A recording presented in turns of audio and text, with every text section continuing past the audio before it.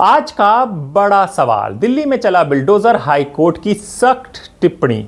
Authorities सोती क्यों हैं, यानी कि अथॉरिटीज जो जिम्मेदार एजेंसियां हैं वो सोती क्यों रहती हैं जब ये सब हो रहा होता था। ये कोर्ट के आदेश पे कार्रवाई हो रही है और ये जो इंक्रोचमेंट था वो उसको कोर्ट के आदेश पे ही हम हटा रहे हैं। वो बारापुला ड्रेन है, उसकी साफ सफाई में ये नैरो भी हो गई थी ड्रेन यहाँ पर, तो उसकी साफ सफाई में भी, वाटर फ्लो में भी दिक्कत आ रही थी।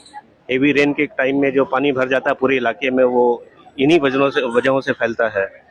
तो कोर्ट में ये मामला चल रहा था और कोर्ट ने बोला था कि आज से आप हटा सकते हैं। इनको हमने नरेला, जो भी एलिजिबल लोग हैं उनको हमने नरेला में फ्लैट भी अलॉट करवा दिया डीडीएस। लोगों का कहना है कि नरेला में न पानी की व्यवस्था है न बिजली की व्यवस्था है।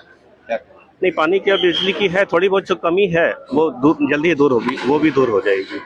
कितनी झुग्गियां आज यहाँ पर तोड़ी जाती हैं? 370, उसमें से 189 एलिजिबल है और 181 जो है वो रीसेटलमेंट के लिए एलिजिबल नहीं पाई गई है। तो सर, क्या पहले से नोटिस इन लोगों को आया हुआ था? उनको पता है, सबको पता है, नोटिस भी दे दिया गया था। यहाँ पर कौन कौन सी टीम लगी हुई है? यहाँ पर पीडब्ल्यूडी है, ड्यूसिप पीडब्ल्यूडी लैंड ओनिंग एजेंसी है, ड्यूसिप है, डीडीए है, पुलिस है, बिजली विभाग है, हमारा रेवेन्यू डिपार्टमेंट, हमारी एसडीएम भी है बगल में। तो सारे लोग मिलकर कार्रवाई कर रहे हैं।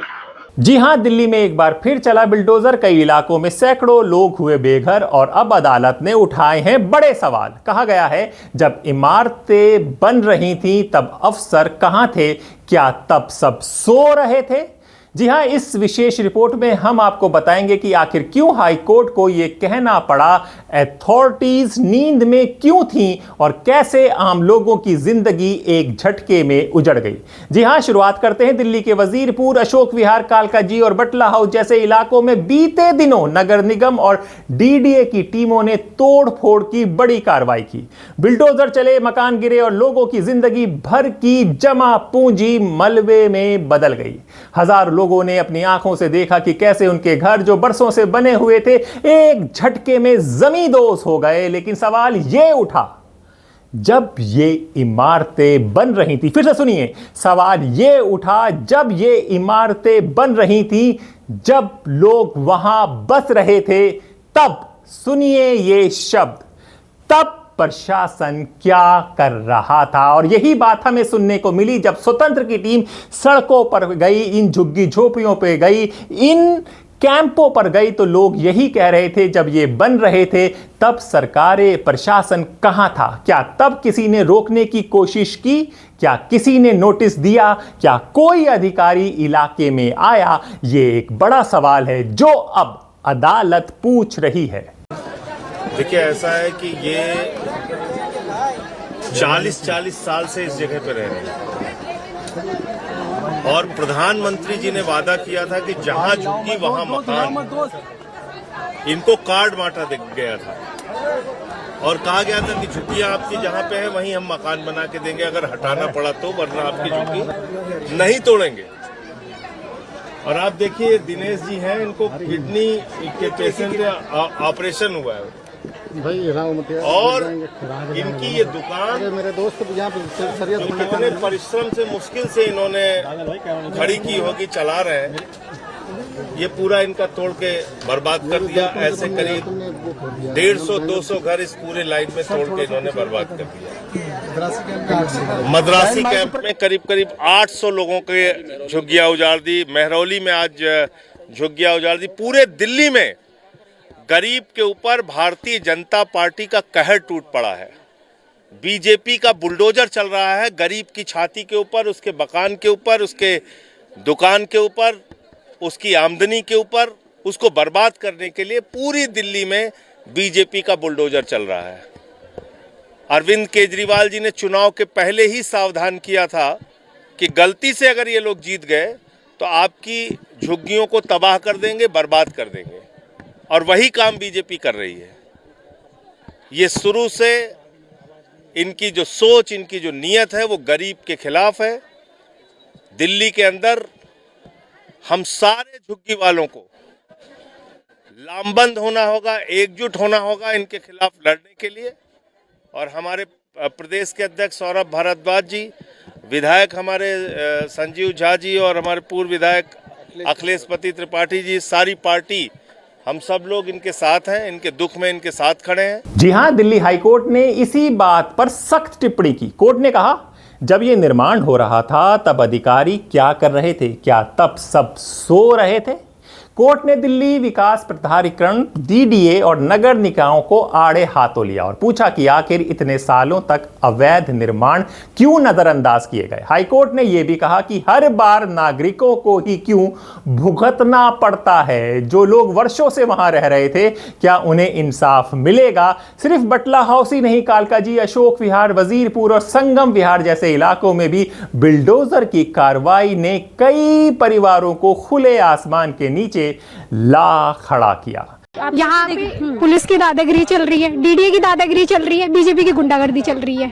सैटरडे को उन्होंने बोला स्टेटमेंट में कि कोई झुग्गी नहीं टूटेगी, फिर भी यहाँ सैटरडे को ही झुग्गी टूटी है। हमारे प्रधानमंत्री मोदी साहब जी कह रहे थे जहाँ झुग्गी वहाँ मकान। कहाँ है मकान? हमें तो नहीं दिख रहा। कुछ लोगों को मकान देके कुछ को बेघर कर रहे हैं, ऐसा क्यों? जिन्हें नहीं दे रहे उन्हें बोल रही है बांग्लादेशी है। सरकार बनते ही हम बांग्लादेशी हो गए। क्या सीएम रेखा गुप्ता का ये कर्तव्य नहीं बनता? वो दिल्ली की मालिक है, उनका ये कर्तव्य नहीं बनता कि यहाँ आए, लोगों की समस्या सुने, उनके डॉक्यूमेंट देखे, उसके बाद कुछ बोले?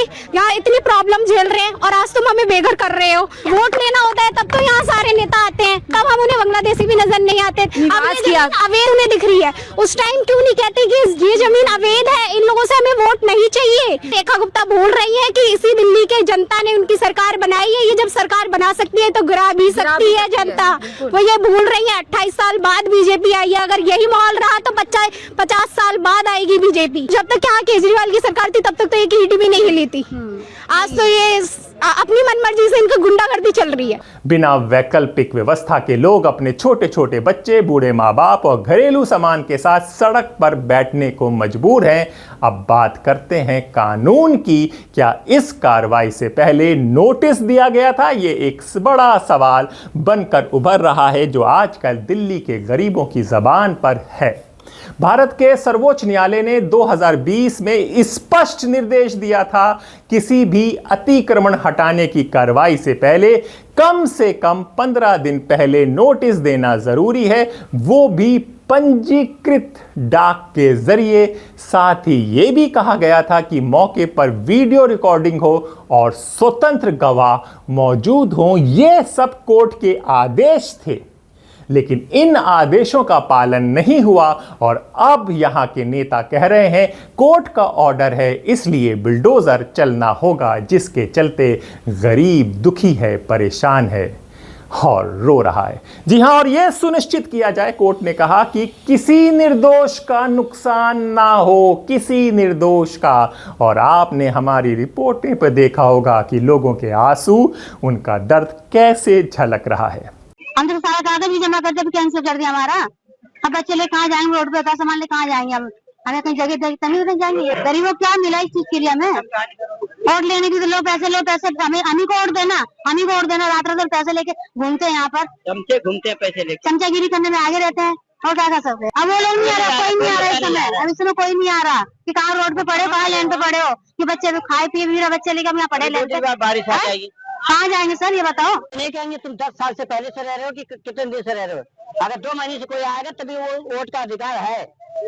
आज जो इतने सालों से रहे तो जो उसका कोई अधिकार नहीं है। कुछ नहीं मिला सामान रोड पे। हमें अगर मिलता तो हमें तक क्यों चिल्लाते, क्यों? रेल के पटरी पे हैं, बताओ बच्चे ले लेके कहाँ जाएंगे? लेकिन जी हाँ, यही जो हम लोग कह रहे हैं, लेकिन जमीनी सच्चाई कुछ और ही है। कई निवासियों का कहना है कि उन्हें कोई लिखित नोटिस नहीं मिला, बस मौखिक रूप से बताया गया कि बिल्डोजर आएगा। कई इलाकों में डिमार्केशन यानी सीमांकन 9 जून को किया गया और 12 जून तक तोड़ फोड़ भी शुरू कर दी। और कई जगह तो लोग कह रहे हैं कि हम कोर्ट में स्टे ऑर्डर लेने गए हैं और यहां पर आकर देखा तो बिल्डोजर चल रहा है। यानी ना कोई सुनवाई, ना ही तैयारी का समय, बस मशीनें आई और घरों पर चढ़ गई। देखिए, जिस तरीके से भारतीय जनता पार्टी की सरकार आने के बाद गरीब दिल्ली के झुग्गी वासियों के ऊपर लगातार बुलडोजर चलाया जा रहा है, हम इसका विरोध करते हैं। भारतीय जनता पार्टी का साफ तौर पे वादा था, जहां झुग्गी वहां मकान। बिना मकान दिए आप झुग्गी नहीं तोड़ सकते और कोई कोर्ट हिंदुस्तान का आपको इसके लिए मना नहीं कर रहा। कोर्ट के ऑर्डर के खिलाफ आप लोग सुप्रीम कोर्ट नहीं जा रहे हैं। आपने तो सुप्रीम कोर्ट के ऑर्डरों के खिलाफ भी पार्लियामेंट के अंदर कानून पास किए हैं, आपको कौन रोक रहा है? कोर्ट के ऑर्डर की आड़ में आप झुग्गी नहीं उजाड़ सकते। पहले मकान दीजिए, फिर झुग्गी उजाड़िए। और दिल्ली की तमाम झुग्गी वालों ने, गरीब लोगों ने ये फैसला किया है कि 29 जून को सुबह 10 बजे जंतर मंतर पे हम सब लोग अपनी आवाज उठाएंगे और केंद्र सरकार की और भारतीय जनता पार्टी की सरकार की सच्चाई पूरे देश में बताएंगे। अब सवाल उठता है, क्या यह संवैधानिक है? क्या यह न्याय है? हाईकोर्ट ने इस पर दो टूक कहा। न्याय सिर्फ नोटिस देने से नहीं होता, बल्कि प्रक्रिया का पालन भी जरूरी है। यह बात सुननी चाहिए नेताओं को जो बोल रहे हैं कि कोर्ट के आदेश के लिए हम क्या कर सकते हैं। जी हां, कोर्ट ने यह भी साफ किया कि अधिकारियों की लापरवाही की कीमत जनता क्यों चुकाए। कई इलाकों में तो यह भी देखा गया कि बिजली और पानी की सप्लाई अचानक काट दी गई। रातों रात पुलिस और नगर निगम की टीमों ने दस्तक दी और लोगों को घर छोड़ने को कहा।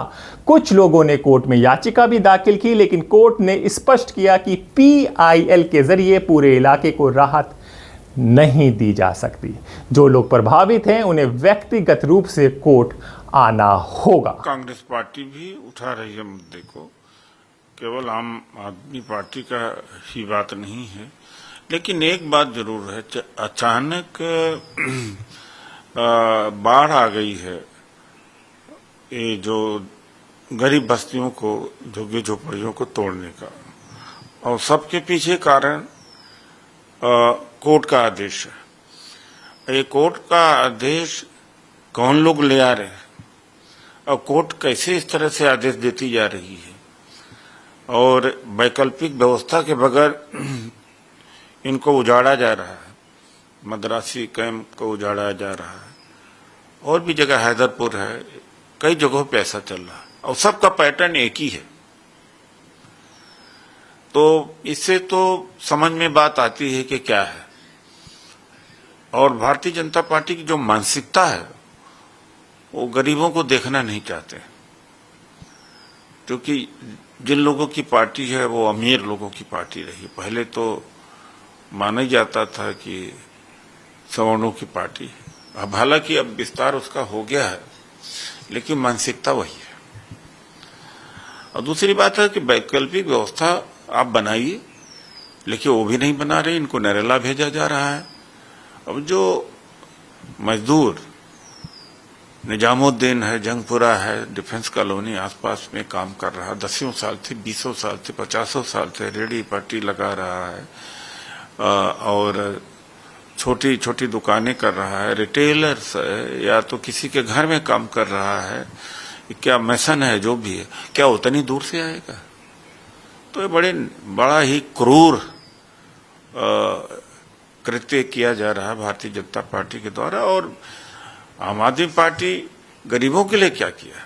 अरे भाई, गरीबों के लिए क्या है? जब तक नौकरी न देते या कंस्ट्रक्शन होना चाहिए था, करना चाहिए था इनको बसाने के लिए, आप कुछ चीजें फ्री दे करके फ्री वोट ले रहे थे। बस बार्टर सिस्टम बना दिया था कि हम आपको फ्री दे रहे हैं, आप मुझे वोट दे। लेकिन इनके बुनियादी समस्याओं के ऊपर आम आदमी पार्टी ने तो कोई ध्यान नहीं दिया 10-11 साल के अंदर। तो वो बराबर के कसूरवार हैं कि आज अगर झुग्गी झोपड़ियां टूट रही तो आम आदमी पार्टी भी जिम्मेदार है इसके लिए। जी हां, बटला हाउस के कहते हैं कि 11 निवासियों को अंतरिम राहत जरूर दे दी गई, लेकिन बाकी सैकड़ों लोग अभी भी न्याय की उम्मीद में भटक रहे हैं। अब बात करते हैं प्रशासन की दलील की। प्रशासन का कहना है कि ये सभी निर्माण अवैध थे और इनका रिकॉर्ड पहले से मौजूद था, लेकिन जब कोर्ट ने पूछा अगर रिकॉर्ड था तो कार्रवाई पहले क्यों नहीं हुई, इस पर अधिकारियों कोई स्पष्ट जवाब नहीं दे सके। दिल्ली में यह पहली बार नहीं हो रहा है। बीते 1 साल में दर्जन बार इसी तरह की तोड़फोड़ की कार्रवाई देखी गई है, जिसमें गरीब, मजदूर, प्रवासी और निचले तबके के लोग प्रभावित हुए हैं। क्या सिर्फ उन्हीं पर कानून चलता है जो कमजोर है? ये सवाल उठ रहा है कि सत्ता और प्रशासन सिर्फ बुलडोजर की ताकत से अपना काम चला सकते हैं। ये भी सवाल उठ रहा है कि मानव अधिकार संगठनों ने इस कार्रवाई की निंदा की। उनका कहना है कि इस तरह की तोड़फोड़ से लोगों का विश्वास प्रशासन से उठ जाता है। कानून को सभी के लिए समान रूप से लागू किया जाना चाहिए। तो अब आगे क्या? दिल्ली हाईकोर्ट ने कहा है कि इस पूरी प्रक्रिया की विस्तृत रिपोर्ट उसे सौंपी जाए। साथ ही अगली सुनवाई में यह तय होगा कि क्या प्रशासन ने सर्वोच्च न्यायालय के दिशा निर्देशों का पालन किया या नहीं। अगर नियमों का अवहेलना हुई है तो जिम्मेदार अधिकारियों के खिलाफ कार्रवाई तय है।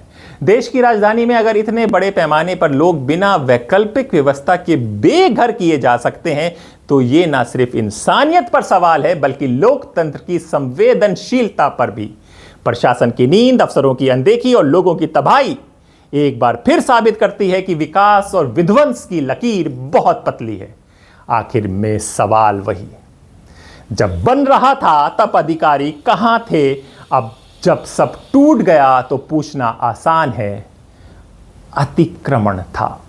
पर शायद जरूरत इस बात की है कि पहले जागो फिर कार्रवाई करो ताकि न्याय सिर्फ दस्तावेजों में ना रह जाए, जमीन पर भी दिखे। जी हां, हम इसी तरह की आवाज उन मजलूमों की, उन गरीबों की, उन बेघरों की उठाने की कोशिश कर रहे हैं जिन्होंने अपनी छत खो दी है और अभी एक आसरे की तलाश में है। अगर हम कुछ भी ना कर पा रहे हैं तो उनकी आवाज़ तो पहुंचा सकते हैं। ऐसे ही आप भी उनके साथ खड़े रहें और स्वतंत्र का साथ दें। लाइक, सब्सक्राइब और शेयर करें। फिर होगी मुलाकात एक और मजलूम की आवाज़ के साथ। तब तक अपने दोस्त हैदर अब्बास नकवी को इजाज़त दीजिए। फिर से नमस्कार।